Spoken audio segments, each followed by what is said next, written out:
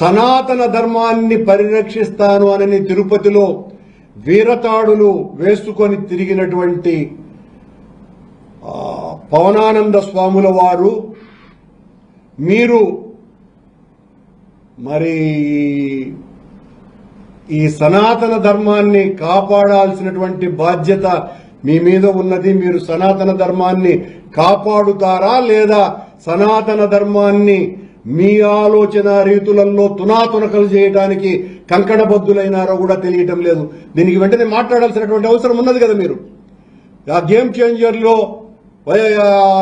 Road ప్రమాదంలో చనిపోతే ఈ రోడ్లకు కారణం వైసీపీనే అని మాట్లాడతాడు పవన్ కళ్యాణ్.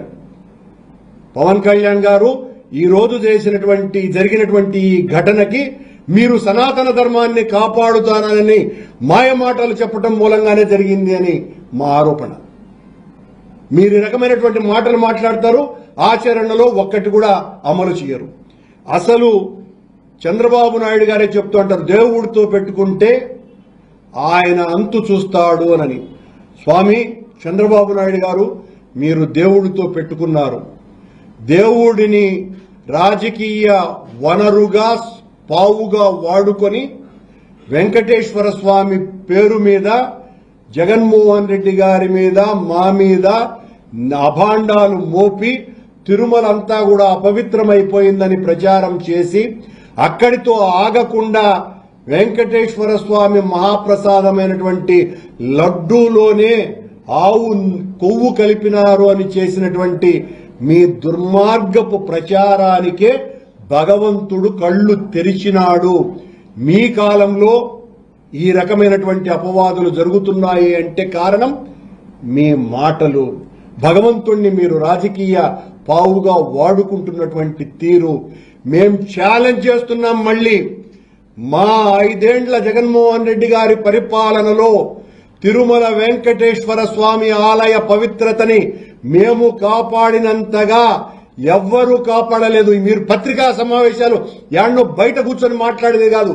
దమ్ముంటే నేను నేరుగా ఎవరితో ఒక స్థాయి కలిగినటువంటి వాళ్ళు ఎవరైనా సరే, అది చంద్రబాబు నాయుడు గారా లేకపోతే పవన్ కళ్యాణ్ గారా లేకపోతే ఈవో స్థాయి అధికారైనా సరే, ఎవరితోనైనా కూడా సిద్ధంగా మేమేదైనా మాట్లాడితే నువ్వు చంద్రబాబుతో సమానమా అని మాట్లాడుతూ ఉంటారు. కానీ చంద్రబాబు నాయుడు గారు ఎక్కువ మాట్లాడేది, పవన్ కళ్యాణ్ ఎక్కువ మాట్లాడేది. పవిత్రత అంతా మంట కలిపింది వైసీపీ వాళ్ళేనని. రా మాట్లాడదాం. మేము చేసినటువంటి మేలేదో మీరు చేస్తున్నటువంటి కీడేదో మొత్తం అన్నీ కూడా విడమర్చి చెప్పడానికి సిద్ధంగా ఉన్నాం. చంద్రబాబు నాయుడు గారు మాయమాటలు మాట్లాడడం తగ్గించి భక్తుల యొక్క ప్రయోజనాలు కాపాడుతూ ఇకనైనా కూడా వెంకటేశ్వర స్వామిని రాజకీయంగా వాడుకోకుండా మీరు సరైన రీతిలో పాలన సాగించండి.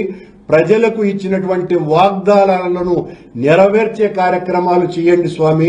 ఊరికనే మా మీద పడి ఏడ్చే కార్యక్రమాలు ఆపి ఇప్పటి వరకు ఈ 7 నెలలుగా వైసీపీ మీద జగన్మోహన్ రెడ్డి గారి మీద మీ ఏడుపు తప్ప పాలనేది అసలు పాలనే లేదు.